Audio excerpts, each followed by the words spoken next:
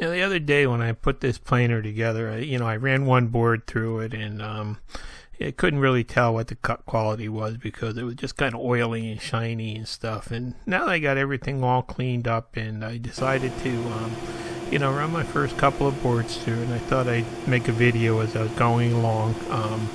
This first piece is just a 2-inch piece of walnut that's actually a little bit over 15 inches wide on the bark there, so it just barely fits through the planer, as you can see. And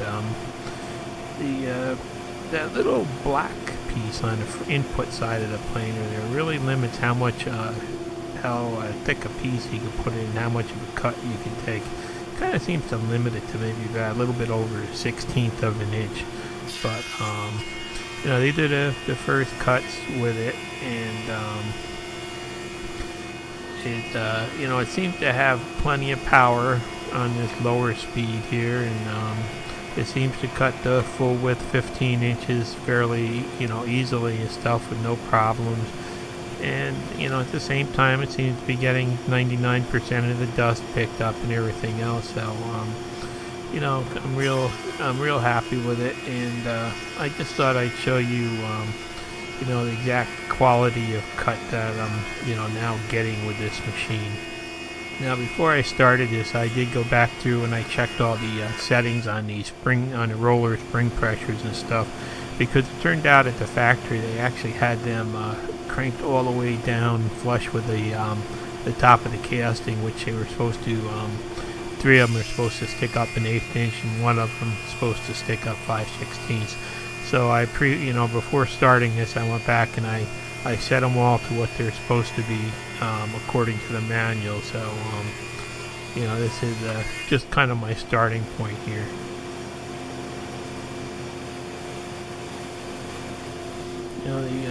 Everything seems to work smoothly on it, and I'm really amazed at how quiet it is. Even it's basically my dust collector is louder than the planer now, and there you can see it's a little bit too wide going through there and scraping off a little bark, but it still fits. I just wanted to get an idea of a full width, how much power it would have to plane the full width.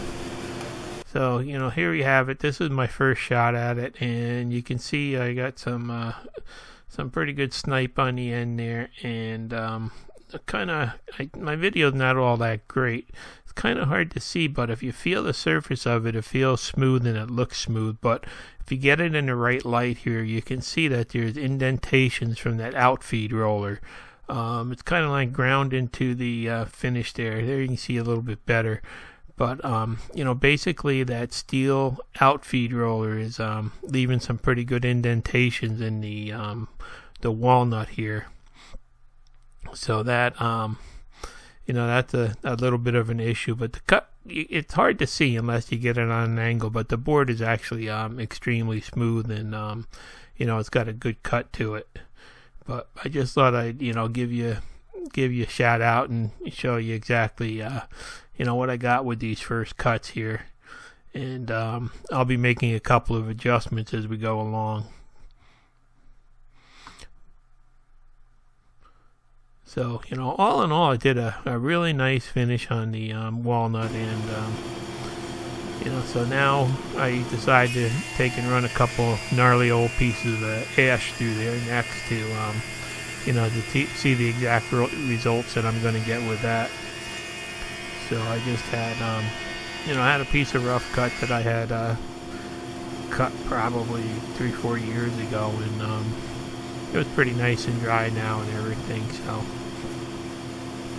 the planer, it handled this was like I think about 12.5 inch wide for the most part on wherever there was a good cut on it, and the planer seemed to handle it with no problems, no issues or anything. And here I'm using the slow speed only because I tried to fast feed once and I couldn't keep up with it. But I will show you the quality of cut later with the fast feed also. So these were just a couple pieces of rough cut ash, and they they did plane up nice, and I did get some snipe on either end of it. But if you look really closely, my video's not that great this close up or anything, but if you look really closely, you will see that it does have the same markings on it from that outfeed roller. And I mean, this was some pretty gnarly stuff, and it really did a good job of planing it smooth. And it feels smooth to the touch, and it looks kind of shiny when you look at it, but when you get it on an angle, you can really see these little, there they are again, those little marks that are gonna have to be sanded out. So figured I'd go back and just check everything, and then I just decided to go back and loosen all the springs up by about a third of a turn on that threaded nut that holds them down. So there's 4 of them, and like I said, 3 of them are supposed to be an 1/8 inch, and the 4th one, for some reason, it calls for 5/16. So I just I backed them off a third of a turn, and I decided to just run those pieces of ash through again and just take another look at them and see if it made any difference.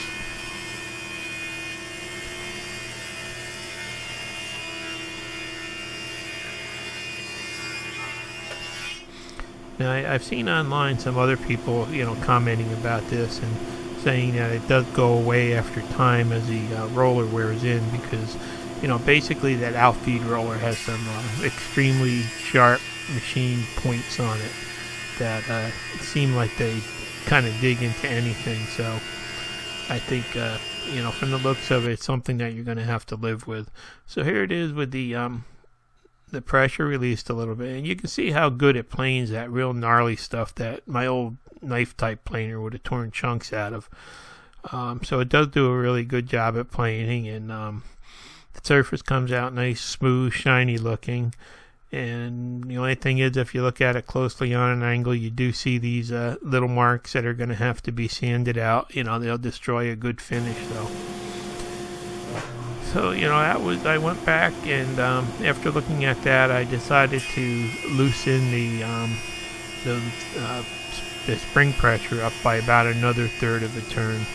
And it's not quite feeding exactly straight now, so I'm thinking this is probably about as loose as you want to go on them. And I just, figured that I'd run the boards through again and, see if it made any difference this time.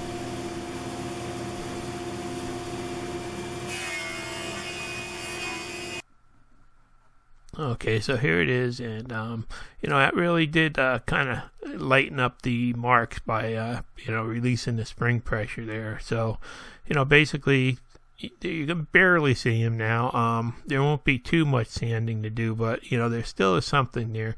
One thing I've noticed though is that some of those chips do get pressed into the surface of what you're planing when you're planing it, and it turns out sometimes you get some little divots in it where the outfeed roller presses them into the wood where there's a soft spot. So all in all, it does a really good job though, and it's not a perfect finish. It's going to require some sanding, but my old knife type planer left little ridges that had to be sanded out too.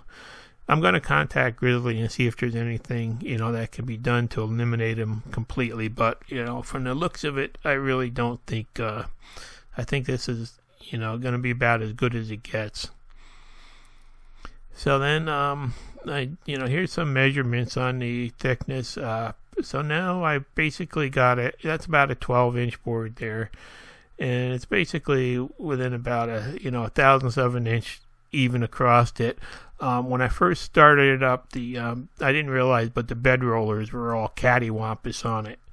And, after getting everything, set perfectly on the rollers and everything to the book, it seems to be better. And after loosening up the feed pressure on those rollers, it also seemed to eliminate some of the snipe. I mean, there still is some snipe on each end of it, about, 2 3/4 of an inch in or so. But, basically it's pretty good. So now I decided to, just do one more test and try a piece of a spalted maple that I have. And you know, Spalted maple has kind of like hard and soft sections in it, so I just wanted to see how that would plane and what it looked like. So I did find that if you take and you lock the table before you run it, you do get rid of some more snipe too. So I have to get into that habit. It seems to, you know, just almost eliminate it, but you can't get rid of it totally. And there it is. The maple had the same thing. The chips get pushed into the surface, and you know, you can see some really fine marks in there if you look under the light at an angle there.